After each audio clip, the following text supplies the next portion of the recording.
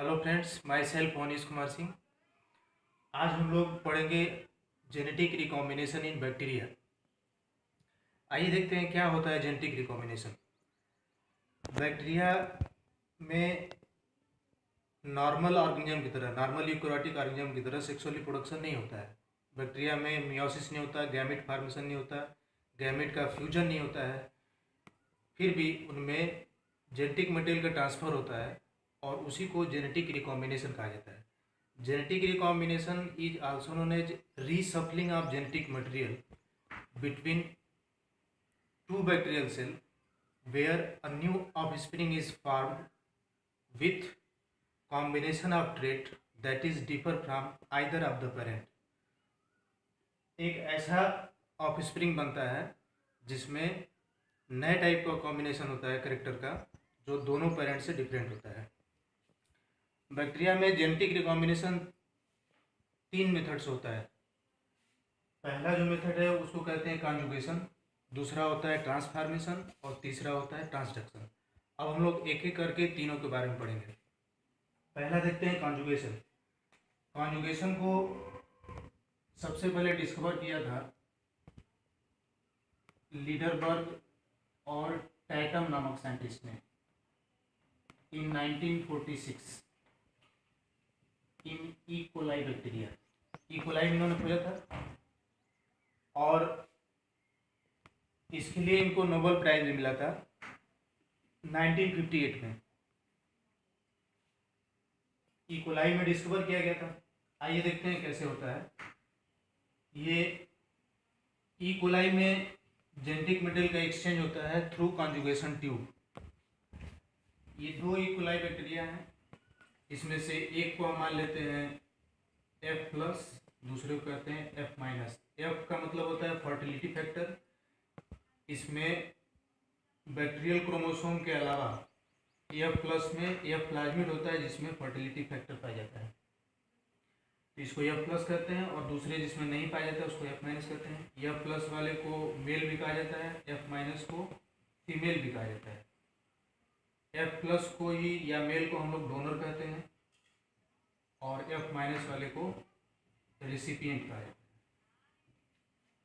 और ये दोनों का बैक्टीरियल क्रोमोसोम है।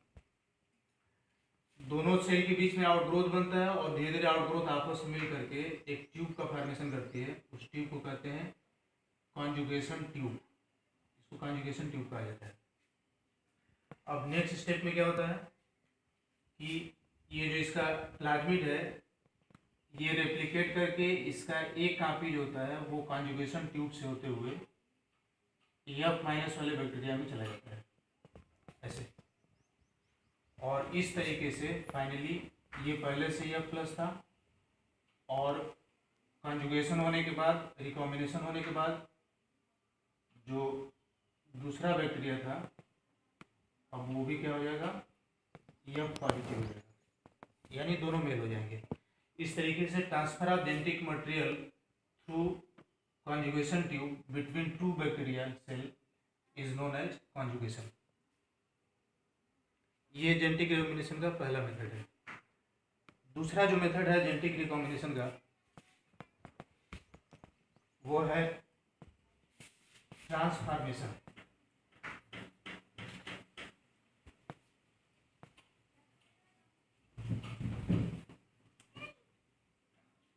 दूसरा मेथड है ट्रांसफॉर्मेशन। आइए देखते हैं ट्रांसफॉर्मेशन को।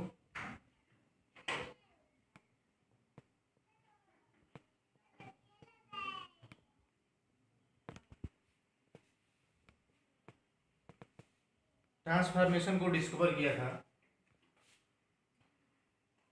ग्रिफिथ नामक साइंटिस्ट ने इन 1928 by experimenting on laboratory mice with Diplococcus pneumoniae।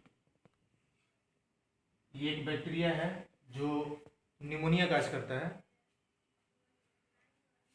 ये बैक्टीरिया जो है ये दो टाइप के होते हैं, इसके दो स्ट्रेन होते हैं। एक होता है R टाइप और दूसरा होता है S टाइप। R टाइप को इसलिए R कहा जाता है क्योंकि इसका सरफेस होता है वो रफ होता है एस वाले का जो सरफेस होता है वो स्मूथ होता है। आर टाइप जो होता है ये नॉन वायरुलेंट होता है।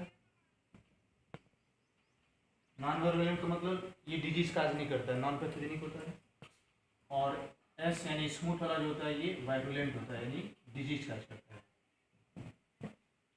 आइए देखिए इस एक्सपेरिमेंट में क्या होता है।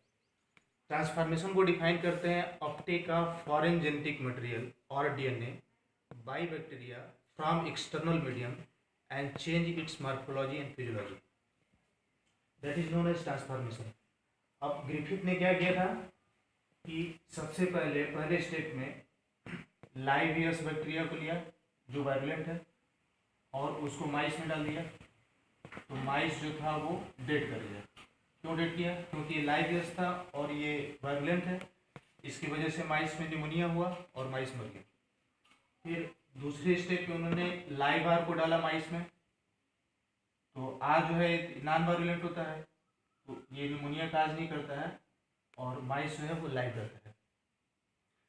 तीसरे स्टेप में उन्होंने लाइव एस को हीट किल्ड कर लिया और उसको फिर माइस में डाला,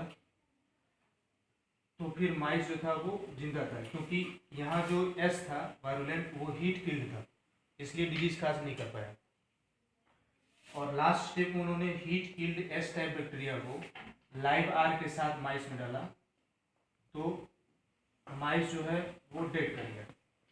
यहाँ चौथे स्टेप में इंपॉर्टेंट बात यह है कि हीट किल्ड एस से माइस नहीं मरता, लाइव रहता है, और लाइव आर से भी नहीं मरता है, लाइव रहता है।